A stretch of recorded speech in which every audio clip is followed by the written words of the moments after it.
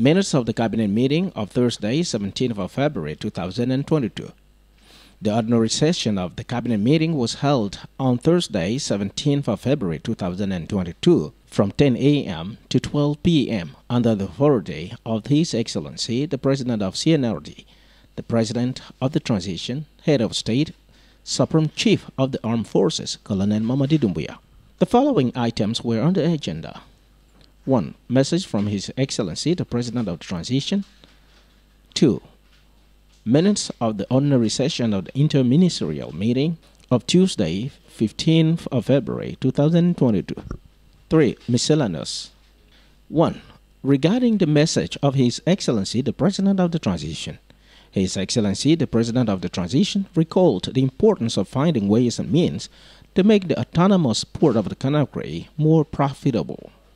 The approach aims to make it a competitive entity in the sub-region. The President of the Transition asked that the autonomous port of Conakry is functional 24 hours over 24 hours, 7 days over 7 days.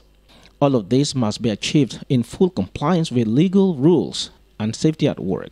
Colonel Mamadi Doumbouya called on the port authorities and particularly the Minister of Transport to address this issue. The head of state reiterated his determination to recover all public domains of the state that have been squandered by private individuals. The President of the Transition asked all members of the government to show solidarity in this legitimate action to recover the state's public property and domains. His Excellency, the President of the Transition, also placed particular emphasis on the projects eligible for special drawing rights.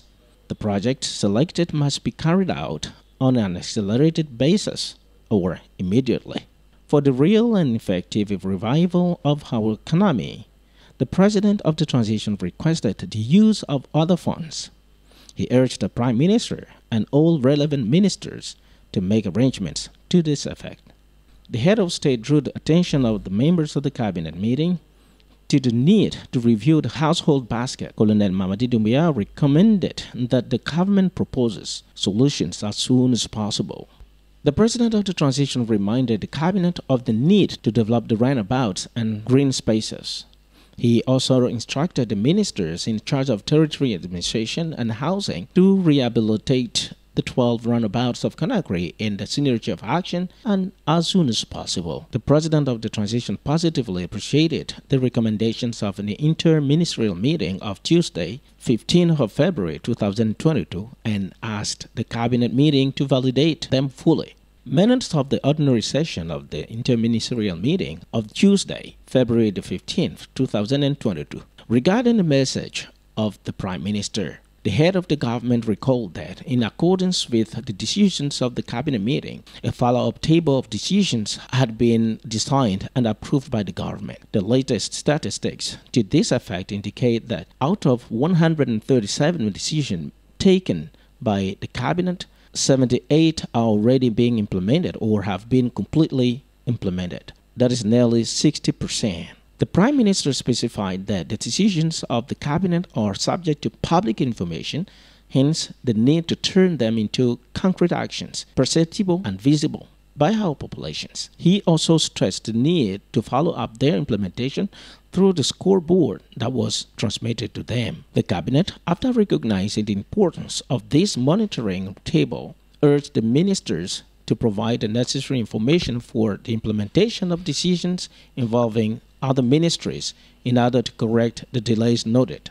The head of government asked the ministers to strengthen coordination in the sharing of information between the ministries and the Prime Minister's office. The Prime Minister has asked the Minister of Finance to make a presentation on the approval circuit for the state's financial commitment, like Memorandum of Understanding, license allocations, signature of concessional loans, etc., at the next interministerial meeting. The Prime Minister informed the members of the government that the first evaluation of ministries will take place in March. On the progress report on special drawing rights infrastructure projects, The Prime Minister reported on the conclusions of the work carried out by the team of the Prime Minister's office under the Administration and Control of Major Projects Department, responsible for evaluating the projects submitted by the ministries. He recalled that this team was set up following instructions from the President of the Transition to make better use of special drawing rights made available by the International Monetary Fund. An analysis of the results shows that 18 ministerial departments submitted 78 projects for a total cost of $416.4 million. Of these 78 projects, 33 have been retained at this stage on the basis of the selection criteria. These projects have a total estimated cost of $129.8 million and an average execution time of 9 months. The average cost of the selected project is $3.9 million. The projects that were not selected were based on criteria such as lack of finalized studies, exceeding of budgetary ceiling of $10 million per project, or lack of direct impact on the population. Finally, departments are invited to submit other projects to absorb the remaining of $20 million in unallocated funds. About the interim stimulus package, the Prime Minister drew the board's attention to the need to finalize the interim economic recovery program and indicated that it must define and specify the government's main priorities. The interim program should be based on the logical framework developed during the government retreat and mission letters sent to the ministries. To this end, the Minister of Finance must provide a table of contents to all other members of the government in order to harmonize the preparation of the document. The Minister of Budget should provide an outline to all ministries to guide them in developing their operational action plans. Finally, the Minister of Budget will present a communication next week to the Cabinet on the State of Expenditure Commitment Plan. 3. Miscellaneous. The Minister of Environment and Sustainable Development brought to the attention of the Cabinet information on the fires that affected the Siama forest in the Zirikuri region, the regions of which are domestic.